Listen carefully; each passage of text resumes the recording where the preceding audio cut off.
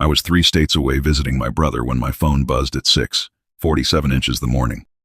It was Carol from the front desk at my building. "Mr. Callahan, I'm so sorry to bother you this early. There's a woman here with a realtor. She says she has paperwork authorizing the sale of your unit. She's asking me to let them in to take measurements." I set down my coffee cup slowly, making sure it didn't clatter against the saucer. My daughter-in-law's name flashed through my mind before Carol even finished her sentence. "Is the realtor's name by any chance Derek Simmons?" I asked. She paused. "Yes, sir. How did you know that?" I smiled in a way that had nothing to do with humor. "Tell them I said to go right ahead. And Carol, make sure the lobby camera is recording." There was a long silence on her end. "Are you sure, Mr. Callahan?" I've never been more sure of anything in my life. After we hung up, I didn't panic. I didn't rush to pack my bag or call my son. Instead, I opened my laptop and pulled up the files I'd been quietly assembling for the past 4 months. Everything was exactly where I'd left it. Photographs, bank records, recordings, a letter from my attorney that she'd prepared specifically for this morning. I'd been expecting this call. I'd been expecting it since the day I realized that the woman my son married wasn't trying to protect me. She was trying to erase me. My name is Robert Callahan. I'm 66 years old, a retired civil engineer who spent 31 years building bridges across 5 states.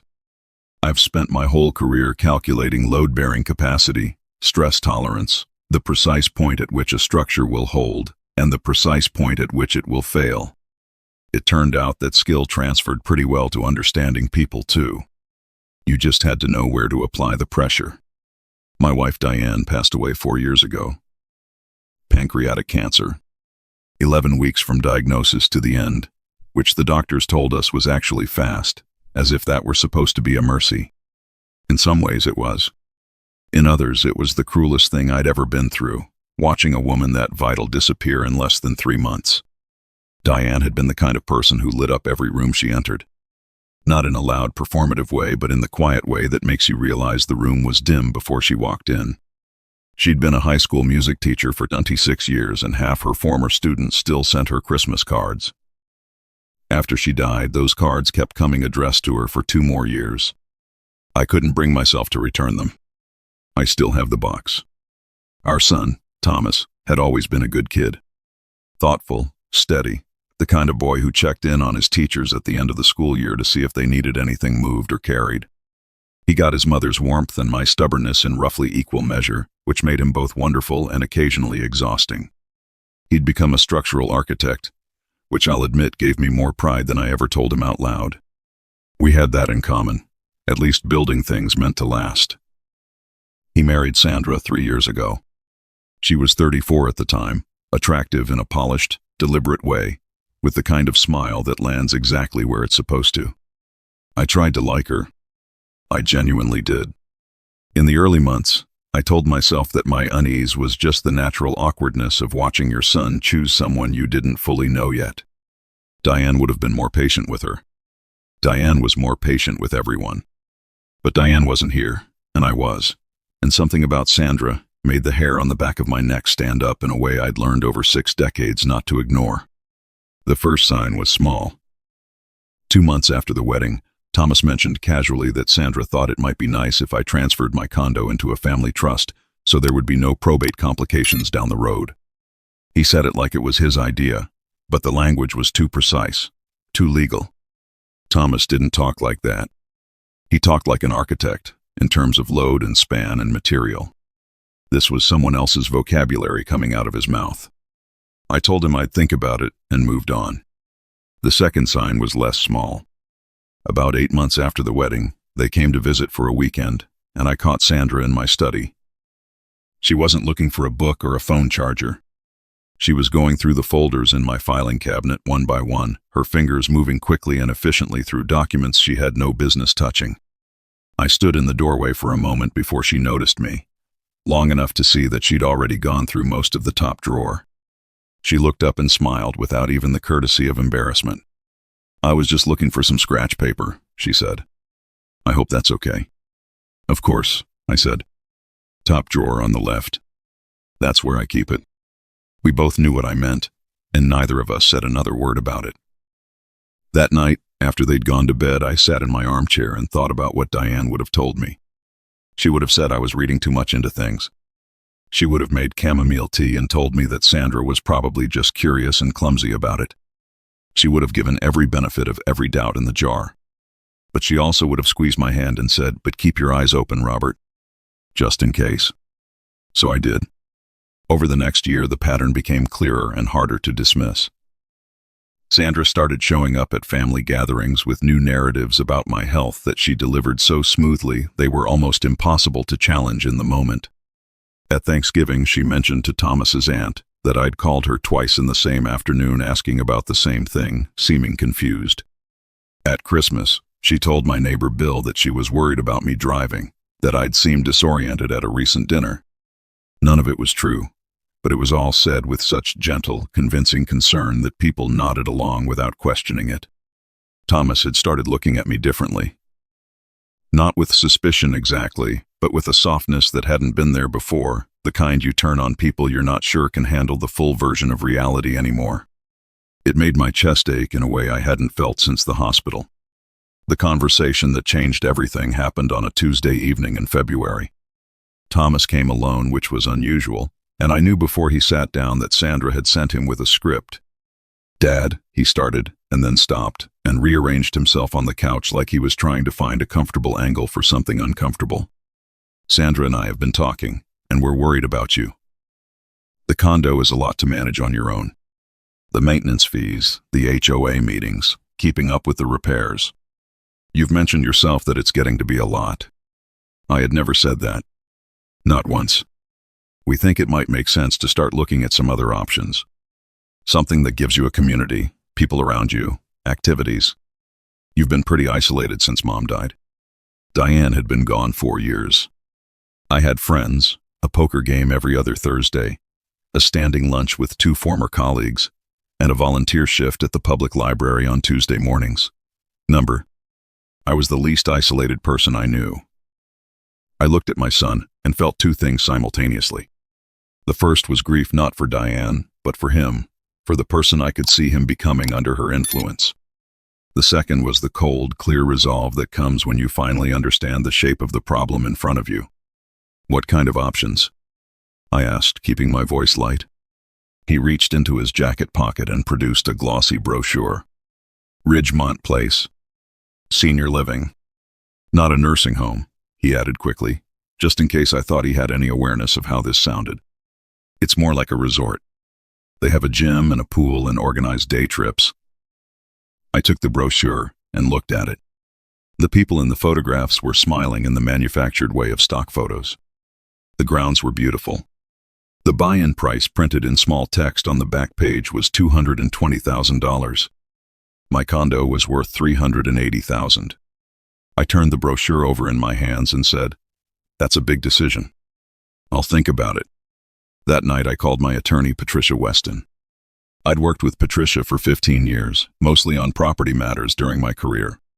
She was 61 years old, extraordinarily thorough, and she did not like people who preyed on the elderly. I knew this because she'd told me so, unprompted, the first time we met. "Patricia," I said, "I think someone is building a case to have me declared incompetent so they can liquidate my assets. Tell me what to do." She was quiet for a moment. Then she said, "Start documenting everything yesterday. And don't make any financial moves without calling me first." I hired a private investigator named Roy Garland the following week. Roy had been recommended by Patricia and was so unremarkable looking he could have stood in any room in America without anyone remembering he'd been there. That, he told me, was his most valuable professional attribute. What Roy found took 3 weeks to assemble and was worse than I'd let myself imagine. Sandra had grown up in Phoenix, where her mother still lived in a house that Sandra paid the mortgage on. That wasn't suspicious on its own. What was suspicious was that 2 years before marrying Thomas, Sandra had been engaged to a man named Gerald Hoffman, 68 years old, a recently widowed real estate investor in Scottsdale. The engagement had ended abruptly 7 months in when Gerald's adult children hired their own investigator and discovered Sandra had taken out a credit card in Gerald's name and charged nearly $40,000 against it. Gerald had not pressed charges, apparently preferring to absorb the loss and move on. Roy also found Derek Simmons. He was a residential real estate agent, 41 years old, who had sold 3 properties in the last 18 months, in which elderly homeowners had vacated unusually quickly and at below-market prices, with the commission going to a Shell LLC registered in Nevada. Derek and Sandra had been photographed together at a hotel in Scottsdale 14 months ago, 3 months after Sandra married Thomas. They'd met again at least 4 more times that Roy had documented, in Denver, in Albuquerque, and twice here in the city. The piece that made my blood run cold was the document Roy photographed through the window of Derek's car, parked outside a coffee shop where he and Sandra met on a Wednesday afternoon. It was a listing agreement for my condo, signed by Sandra Callahan as authorized agent for the owner. My name was at the top. The signature at the bottom was not mine. I sat with that photograph for a long time before I called Patricia. She picked up on the second ring and I told her what Roy had found. She was quiet for several seconds. "Robert," she said, "she's already started the process. This isn't planning. This is execution." "Then we need to move faster," I said. Over the next 6 weeks, Patricia and I put everything in place. I transferred all my assets into a revocable trust managed by her firm. I updated my will with language that made the trust entirely inaccessible through any power of attorney, real or forged. I had Roy install 3 additional cameras in my condo that Sandra and Thomas didn't know about, small devices tucked into the spines of books on my shelves and behind a framed photograph on the mantel. I began recording every phone call. Most importantly, I began to play the part. I started repeating myself occasionally on calls with Thomas. Just enough. A question asked twice. A date confused by a day. Nothing that would alarm a doctor, but everything that would confirm what Sandra had been building toward. I let her narrative run ahead of me and pretended I was trying to catch up to it. I also made sure Sandra had access to something she'd want. On my study desk, I left a folder labeled Financial Documents Property, clearly visible every time she visited. Inside was a set of documents that looked entirely legitimate. They were not. Patricia had prepared them as decoys, an older version of the deed, an expired account statement, an insurance policy that had been replaced 2 years prior. Real enough to photograph. Useless enough to be harmless. Sandra photographed that folder on her 3rd visit after I put it there. I watched her do it on the camera feed that evening, her movements quick and practiced, her phone held steady over each page. The morning Carol called from the lobby, I was in Boulder visiting my younger brother James, who was recovering from hip surgery. I'd told Thomas about the trip 2 weeks in advance, which meant Sandra had known my schedule. They'd chosen a morning when I was 600 miles away and, they believed, too addled to respond effectively. I called Patricia from James's kitchen table while he ate his oatmeal and pretended not to listen. "It's today," I told her. She didn't sound surprised. "I'll call Detective Morales. We'll be at your place by 11. Make sure Carol knows to let us up." I told James what was happening. He put down his spoon and looked at me for a long moment. "You've been planning this for 4 months and you didn't tell me?" he said. "I didn't want you to worry." "Robert," he said, "you are the most aggravating person I have ever loved." I drove back that afternoon. 6 hours with the windows down and the radio off, thinking about Thomas, mostly. About what this was going to do to him. About whether he already knew more than I wanted to believe, or whether he was as deceived as I'd been. About Diane and what she would have made of all of it, standing at that kitchen window watching the birds the way she always did on Sunday mornings, her coffee going cold because she kept forgetting to drink it. She would have been heartbroken. She also would have said, "You did what you had to do." When I arrived home, the lobby was quiet. Carol gave me a look when I walked in that contained approximately 17 different things she was professionally obligated not to say. I nodded and took the elevator up. The condo looked undisturbed, but I knew better. The folder on my desk had been moved. The closet door in the guest room, which I always left at a precise angle, was 2 inches off. They'd been thorough and they'd been careful, but not careful enough. I made myself dinner, watched the evening news, and went to bed at 10 o'clock. I slept soundly. I have always believed that the best thing you can do before a difficult day is sleep well, and I was too old to start ignoring my own advice. Thomas and Sandra arrived the following morning at 9:30. Sandra came in first, which she never did, and I understood immediately that she was managing the geometry of the room, positioning herself between Thomas and the exits in some instinctive way. She was carrying a leather portfolio I hadn't seen before. "Dad," Thomas said, hugging me, "you look tired. Was the drive okay?" "Long," I said, "but good to be home." We sat in the living room. Sandra placed the portfolio on the coffee table with the practiced ease of someone who had rehearsed this moment. She was wearing a blazer, which she rarely did.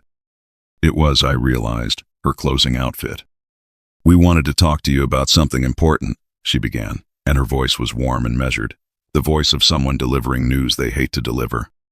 "Thomas and I have been doing a lot of thinking about what's best for everyone, and we want to be honest with you because we love you." That word, honest, landed in the room like a coin dropped on a marble floor. Thomas reached over and put his hand on my arm. "Dad, we've noticed some things lately. Sandra and I both have. Memory things. You've seemed a little scattered on the phone, and when we were here last month, you asked me the same question about the garage door code 3 times in the same conversation. I hadn't, but I nodded slowly, letting a small frown cross my face as though I were trying to remember. Sandra leaned forward. "Robert, it doesn't mean anything is terribly wrong. These things happen, and we're not here to upset you. We're here because we want to help before things get more complicated." She opened the portfolio and laid 2 documents on the table. "These are just preliminary, nothing you need to decide today. But we thought you should have a chance to look them over." The first document was a durable power of attorney granting Sandra and Thomas joint authority over my financial accounts, real property, and medical decisions. The second was a letter from Ridgemont Place confirming a reserved unit pending application. There was a space for my signature at the bottom of each page. I picked up the power of attorney and read it carefully. Sandra watched my face with the patient attention of a poker player waiting to see a hand revealed. "There's a lot of legal language here," I said. "That's why we wanted to walk you through it," she said. "Basically, it just means that if you ever feel overwhelmed or have a moment where you can't manage something yourself, Thomas and I are authorized to step in and help. It's a safety net, nothing more." Safety net. She had good words for everything. "And the condo," I said. "What happens to that?" Thomas shifted. "We think it might make sense to sell and use that money to set you up at Ridgemont. Whatever's left over goes into a managed account that we'd help oversee. You wouldn't have to worry about any of it." I set the document down and looked at my son. He met my eyes, and I tried to find in his face the boy who used to come into my study on Sunday afternoons and ask me to explain how bridges worked, who would sit on the edge of my desk for an hour, listening to things most 12-year-olds had no patience for. He was still in there. I could see him. He was just buried under several layers of someone else's version of reality. "Can I ask you something?" I said. "Of course, Dad. Anything. Have you spoken to anyone else about this? A doctor, a lawyer, anyone who's assessed me independently?" Thomas looked at Sandra. Sandra looked back at Thomas. "We haven't needed to," she said carefully. "We've seen enough ourselves." "I see. And the condo, is there a realtor already lined up?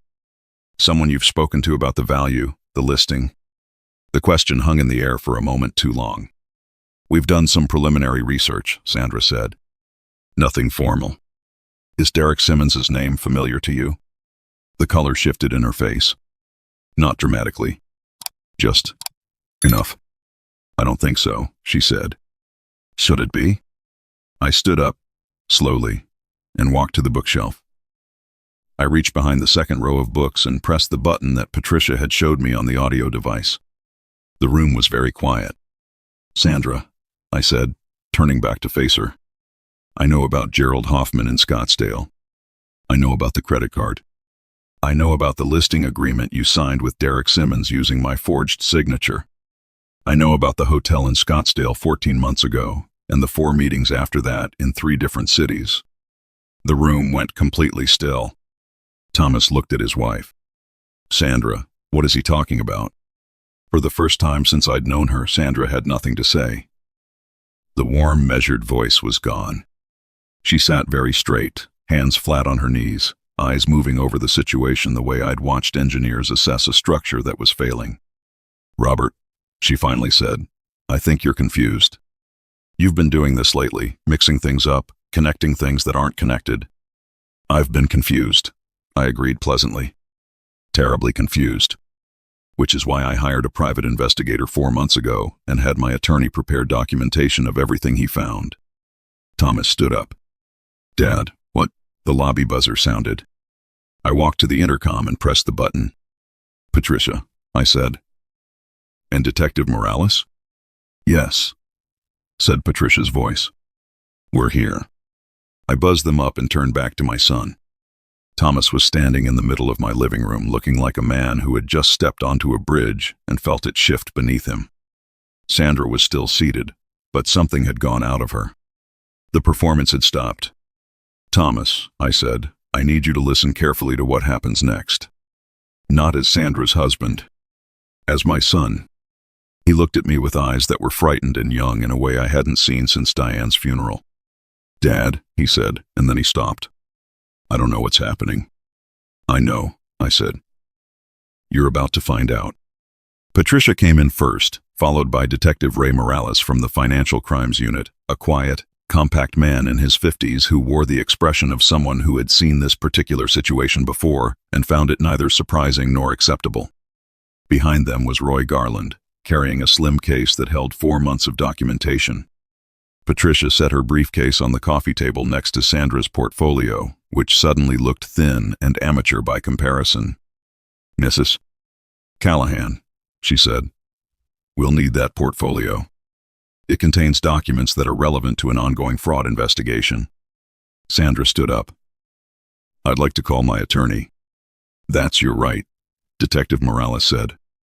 "But I should let you know that we've already spoken with Derek Simmons this morning. He's been cooperative." Something happened in Sandra's face then. A long, slow unraveling. Thomas looked at me. "Dad, is this... It's real," I said. "I'm sorry." Roy opened his case and laid out the documentation on the kitchen table in 3 neat stacks. The photographs of Sandra with Derek. The listing agreement bearing my forged signature. The records from the Scottsdale investigation. The hotel receipts. The bank records showing the LLC and the pattern of below-market property sales. Thomas went through each page slowly, the way he used to examine blueprints, with the concentrated attention of someone who needs to understand every detail before they can accept what they're looking at. Sandra stood near the window, not speaking, watching him read. When he got to the photograph of the listing agreement, he set it down. He picked it up again. He put it down a second time. "This is my father's name," he said. "This is his address." "Yes," Patricia said. "She signed this." "We believe so, yes." Thomas turned to Sandra. She met his eyes, and whatever she saw there made her look away first. He didn't raise his voice. He didn't move toward her or away from her. He just said, very quietly, "I want you to leave." "Thomas," she started. "I want you to go," he said, and the flatness in his voice was harder to hear than shouting would have been. Detective Morales stepped forward. "Mrs. Callahan, I need you to come with me. We have some questions and I'd like you to answer them formally." As they moved toward the door, Sandra stopped and looked at me one last time. She had the expression of someone who had lost a game they'd expected to win and was working through the arithmetic of how. "You were never confused," she said. "Not once," I told her. After they left, the apartment was very quiet. Thomas sat on the couch and stared at the coffee table for a long time. I went to the kitchen and made 2 cups of coffee and brought them in and set one next to him without saying anything. He picked it up after a while and turned it in both hands the way he used to do when he was thinking hard about something. "How long did you know?" he asked. "I suspected for about a year. I confirmed it 4 months ago." "And you didn't tell me?" "No." He looked at me. "Why?" "Because I needed to know whether you were part of it." The question settled over him visibly. His shoulders lowered. He set the coffee down. "I wasn't," he said. "I know," I said. "I figured that out pretty early. But I needed the evidence to be certain." He nodded once. Then he was quiet for a long time. "Dad, did you really ask him about the garage door code 3 times?" I smiled. "Not even once." He laughed, a short, involuntary sound. Then he put his face in his hands, and I let him sit there as long as he needed to. That was 11 months ago.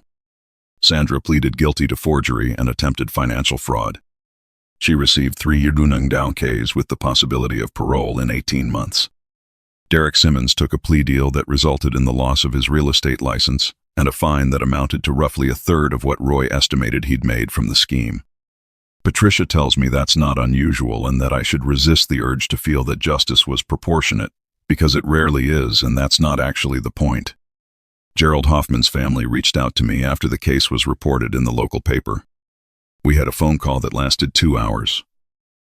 His daughter cried at one point, not because of what Sandra had done to her father, but because he'd been too ashamed to press charges the first time and this had allowed it to happen again. I told her that wasn't his fault, and I meant it. Thomas filed for divorce 6 weeks after Sandra's arrest.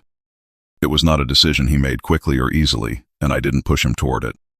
He came to it himself, over several weeks of conversation with me and with a therapist he'd started seeing, and when he told me he'd made the decision, his voice was sad but steady. I thought his mother would have been proud of that. He lives 20 minutes from me now, in a rental, while he figures out the next thing. We have dinner together every Sunday. Last week he helped me install a new light fixture in the kitchen, and we spent 2 hours arguing pleasantly about load distribution in suspended ceiling systems, and it was one of the best evenings I'd had in years. I kept the condo. I have a coffee maker that I bought when Diane was still here, and a view of the park that she always loved, and a Tuesday morning volunteer shift at the library that has become one of the anchors of my week. I read to children's groups mostly, picture books and early chapter books, and the particular quality of attention that a group of 6-year-olds gives to a story they're hearing for the first time is something I don't have a word for, but I know I needed it without understanding that until I found it. 2 months ago, I planted a small herb garden on my balcony. Basil, rosemary, flat-leaf parsley. Diane had always wanted a garden, and we never had the right space for it. This is not the right space either exactly, but it's close enough. The basil is doing well. The rosemary is doing better than I expected. Every morning I check on it before coffee, which is the opposite of the order I would have predicted. But there you go. Some mornings I stand out there and talk to Diane. I tell her about Thomas, about the library, about the ridiculous vigor of the rosemary. I tell her about Sandra, the whole long arc of it, and sometimes I imagine her response, which in my imagination is always some variation of, "I told you to trust your instincts, Robert. And also, you are the most stubborn man who ever lived, and I mean that as a compliment." I think she would mean it as a compliment. She usually did. Last Thursday, at poker, my friend Ed asked me if I was worried about the future, about aging alone, about all the things that people my age are supposed to worry about. Ed is 63 and has been asking me anxious questions about the future for 30 years, which is one of the things I find most reliable about him.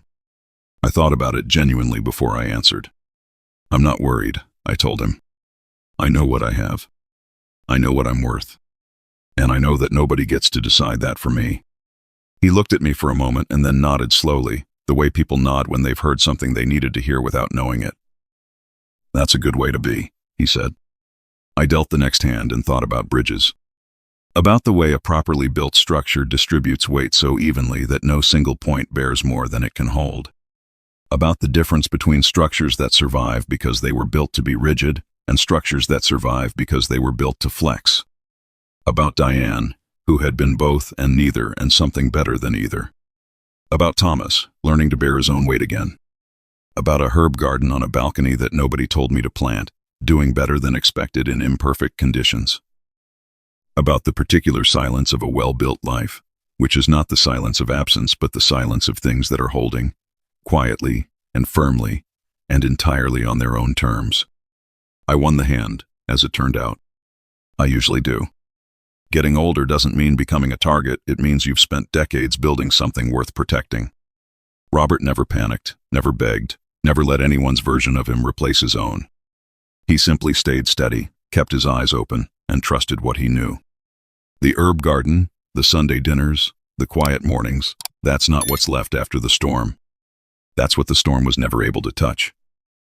A small note to our viewers. This story was crafted and imagined by AI, created to entertain you and, hopefully, leave something warm and useful behind.